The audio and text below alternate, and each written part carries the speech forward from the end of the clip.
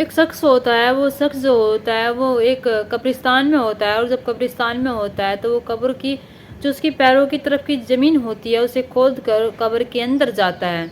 और जब उस कब्र के अंदर जाता है तो वो उसके साथ कुछ ऐसा करता है, इसको रेप कहे या फिर बलात्कार कहे, आखिर कहे तो कहे क्या, वो इतना गंदा कृत्य करता है।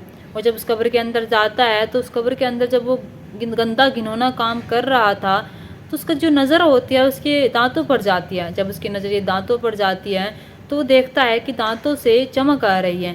वही नज़रें फिर उसकी आंखों पर जाती हैं। जब वो आंखों पर देखता है तो जो आंखों से रोशनी होती है वो अजीब तरह की रोशनी निकल रही थी, जिसे देखकर वो डर जाता है। और वो इस तरह सहम जाता है और इस तरह डर जाता है कि बदहवास हालत में वो बाहर निकलता है। और बाहर निकलने पर वो इतनी ज़ोर से चीखता है और चिल्लाता है कि आसपास के जो लोग होते हैं उसके पास आते हैं। और उसके पास आने के बाद वे उससे पूछते हैं कि भाई क्या हुआ, आखिर यहाँ पर क्या हुआ जो तुम इतना चिल्ला रहे हो।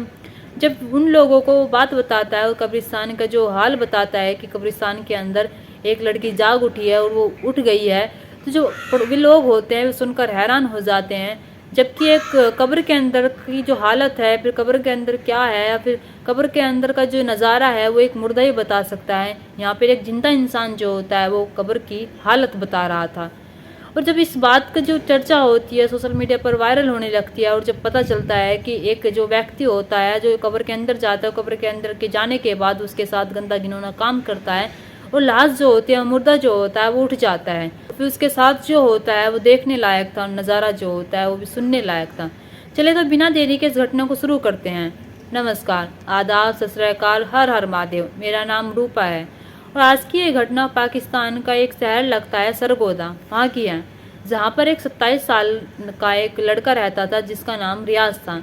ये रियाज जो था ये काम की तलाश कर रहा था और इधर उधर भटक रहा था। अब ये काम की तलाश करते करते पाकिस्तान के कराची में चला जाता है और पाकिस्तान के कराची में जाकर वहाँ पर मेहनत मजदूरी कर लिया करता था और वहाँ पर ही मेहनत मजदूरी करके अपना पेट भरता था। अब इसे कभी कभी तो काम मिल जाया करता था, लेकिन कभी कभी से काम नहीं मिलता था, बिना काम के सोना पड़ता था और बिना खाने के सोना पड़ता था। अब इसे ऐसे ही चल रहा था। एक दिन इसकी मुलाकात जो होती है वजीरा से होती है। ये वजीरा जो होता है कब्रिस्तान में माली का काम करता है, कब्रिस्तान में साफ़ सफाई का काम करता है, कब्रिस्तान की जो खुदाई का काम करता है, ये सारा ही कब्रिस्तान का काम करता है। और जब इसकी मुलाकात वजीरा से होती है तो रियाज जो होता है इसे अपनी हालत बताता है और कहता है कि मैं यहाँ पर आया हूँ और काम के लिए आया हूँ, लेकिन यहाँ पर मुझे एक दिन काम मिलता है और एक दिन काम नहीं मिलता है। मैं बहुत परेशान हूँ, मेरे खाने पीने के भी लाले पड़े हुए हैं। वजीरा जो होता है उसे कहता है कि ठीक है, तुम मेरे साथ कब्रिस्तान चलो और मेरे साथ ही काम करवा दिया करना और खाने को भी तुम्हें मिलेगा और आराम से रहना, काम भी ज़्यादा नहीं है। वजीरा जो होता है रियाज से दोस्ती कर लेता है और दोस्ती करने के बाद वो उसके साथ कब्रिस्तान आ जाता है। कब्रिस्तान में उसके साथ काम करने लगता है। अब उसका हर काम में हाथ बटाया करता था। अब वो उसके जैसे भी आती थी, कोई मुर्दा आता था, उसकी जो देख रेख थी या फिर उसकी खुदाई थी उसमें इसका हाथ बटाया करता था। अब ऐसे ही सब कुछ चल रहा था, सब कुछ ठीक चल रहा था।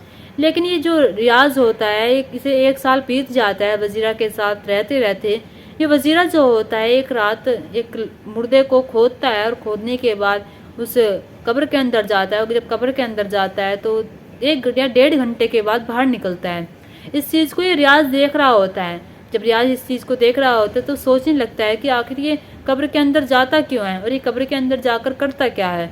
तो वो उससे पूछ ही लेता है कि भाई एक बात बता, तू कब्र के अंदर क्या करने जाता है। तो वजीरा जो होता है वो बताता है कि मैं कब्र के अंदर जो महिलाएं होती हैं उनके साथ ऐसा ऐसा गंदा घिनौना काम करता हूँ, उनके साथ ऐसे ऐसे रेप करता हूँ। जब रियाज को इस बात का पता चलता है तो इस बात को सुनकर हैरान नहीं होता, उसकी रूह नहीं कांपती, बल्कि वो खुश हो जाता है और खुशी के मारे झूमने लगता है और कहता है कि भाई ये तो बहुत बढ़िया है।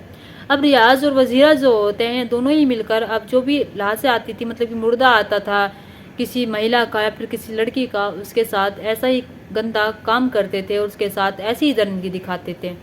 अब ऐसे ही समय बीतता चला जाता है और समय बीतने के साथ साथ ये वजीरा जो होता है इसकी हालत ख़राब हो जाती है, इसकी तबीयत ख़राब हो जाती है। और तबीयत इसके इसलिए ख़राब होती है क्योंकि इसकी जो ड्रग्स लेता था और जो कुछ धूम्रपान होते थे उनका भी नशा करता था। ये जहनी तौर पर भी बीमार था, उसकी जो शारीरिक तौर से बीमार था, सब तरह से बीमार था। और एक दिन इसकी अचानक से मृत्यु हो जाती है और वजीरा तो चल बसा था, उसकी मृत्यु हो जाती है, लेकिन रियाज अकेला रह जाता है। लेकिन रियाज का जो ये सिलसिला होता है रेप महिलाओं के साथ गंदा कृत्य करने का, ये रुकता नहीं है, ये ऐसे ही करता रहता है। और जब ये ऐसा ही करता रहता है तो एक दिन जब ये रात को एक महिला के साथ गंदा काम कर रहा था, तो जब ये इसके पास जाता है और उसके पास जाने के बाद जब उसके दांतों को देखता है और दांतों से उसकी आंखों को देखता है, तो दांतों से एक अलग चमक आ रही थी और जो आंखों से अलग रोशनी आ रही थी। तो उस चीज़ को जब देखता है कि मुर्दा उठ चुका है, तो उसकी चीखता चिल्लाता हुआ बदहवास हालत में बाहर जाता है। और बाहर जाने के बाद जो उसकी आवाज़ें सुनकर जो आसपास के लोग होते हैं वो इतनी ज़ोर से चीखता चिल्लाता है कि वे लोग भी आ जाते हैं और उससे पूछने लगते हैं कि भाई आखिरकार हुआ क्यों है, क्या है, और तुम इतनी ज़ोर से चिल्ला क्यों रहे हो।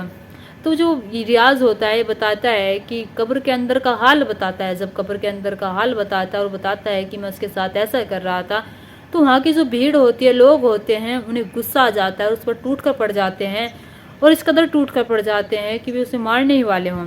मगर वहाँ पर कुछ लोग होते हैं उसे बचाते हैं और कहते हैं कि भाई तुम ऐसा मत करो, तुम इसे अपने कानून को अपने हाथ में क्यों ले रहे हैं। तो वे पुलिस वालों को फ़ोन करते हो। पुलिस वालों को फ़ोन करने के बाद वे पुलिस वालों को रियाज को दे देते हैं। अब पुलिस वाले जो होते हैं रियाज से पूछताछ करते हैं और पूछते हैं कि तुम ऐसा क्यों कर रहे थे और तुम्हें क्या ज़रूरत आन पड़ी थी कि तुम्हें एक कब्र के अंदर के जो मुर्दे होते हैं उनके साथ ऐसा काम करना पड़ा। ये जो रियाज होता है सब कुछ बताता है और बताता है कि कैसे उसने वजीरा के साथ मिलकर कितनी महिलाओं के साथ आज तक कितना गंदा घिनौना काम किया है और उसके बाद भी इसका ये सिलसिला रुका नहीं था, ये ऐसे ही किया था। अब पुलिस वाले पूछते हैं कि आखिर तुम्हें पता कैसे चलता था कि मुर्दे ये लड़की की है फिर औरत की है। तो ये बताता है कि हम जब खुदाई करते थे और किसी महिला की लाश आती थी या फिर मुर्दा आता था, उसे जब देखते थे तो जब उसे दफनाते थे उसके जो कफन होता था उसके जो उस पर ऐसा कपड़ा डालते थे जिससे कि हमें पहचान हो जाए कि हाँ ये लाश किसी महिला की या फिर किसी लड़की की है। अब वे ऐसा ही करते थे। अब वे जब शाम की जो मतलब कि 5 बजे के बाद जो महिला दफन होती थी या लड़की दफन होती थी उसे देखकर बहुत खुश हो जाते थे और खुश हो जाने के बाद वे सोचने लगते थे कि हमें आज एक ऐसी महिला मिली है जो शाम के ही वक्त में दफनाई गई है। वो अपने मुंह से सब कुछ बता रहा था, वो अपने ही मुंह से सब कुछ ऐसे बता रहा था कि जैसे उसने कुछ गंदा काम किया ही ना हो, उसने गंदा कृत्य किया ही ना हो। पुलिस वाले जो होते हैं जब उससे सब कुछ पूछ रहे होते हैं तो पूछते हैं कि आखिर तुमने कितनी महिलाओं के साथ और कब से ये किया है। तो बताता है कि जब से उसने वो साल बताता है और आज तक का रिकॉर्ड बताता है कि उसने वजीरा के साथ इतनी महिलाओं के साथ ऐसा किया था और वजीरा के जाने के बाद भी उसने इतनी महिलाओं के साथ ऐसा किया था। अब जहाँ पर जिन परिवारों की महिलाएं या फिर लड़की वहाँ पर दफनाई गई थी वहाँ पर तो वे सोचने लगते हैं और वे हैरान हो जाते हैं और वे उनकी रूह कांप जाती है ये सोचकर कि जो उनकी महिलाएं थी या फिर उनकी लड़की थी उनके साथ कितना गंदा कृत्य हुआ। और उसने वीडियो वायरल होने लगती है और न्यूज़ पर ये बातें आने लगती है कि दो जो वहाँ का माली था कब्रिस्तान का और जो एक लड़का था रियाज नाम का वो भी उसके साथ रहता था, उसने मिलकर महिलाओं के साथ मुर्दा महिलाओं के साथ ऐसा ऐसा गंदा कृत्य किया है, उनके साथ बलात्कार किया है और ये कितने सालों से हो रहा है। तो जब जो वहाँ की जो परिवार थे जिनकी जो महिलाएं थी या फिर लड़की थी जो वहाँ पर दफनाई गई थी उनकी रूह कांप जाती है और वो सोचने पर मजबूर हो जाते हैं। वो सोचने लगते हैं कि आखिर हमारी जो महिलाएं थी या लड़की थी उनके साथ कैसी गंदी और हरकत की गई। और ये जो घटना होती है तो सुनकर वही लोग नहीं उनके परिवार के लोग ही नहीं बल्कि सब लोग हैरान हो जाते हैं और आखिरकार एक इंसान की हवस इतनी कैसे बढ़ सकती है कि वो मुर्दा के साथ भी ऐसा कर सकता है। सबकी रूह कांप जाती है घटना सुनकर। अब ये जो पुलिस वाले होते हैं वहाँ जाते हैं कब्रिस्तान में और पूछते हैं कि तुमने किस किस के साथ मतलब कि किन किन महिलाओं के साथ ऐसा गंदा कृत्य किया और किन किन महिलाओं को आज तक तुमने शिकार बनाया। वो एक एक करके सबको बताता है और सबको बताता है कि उसने इनके साथ ऐसा ऐसा किया है।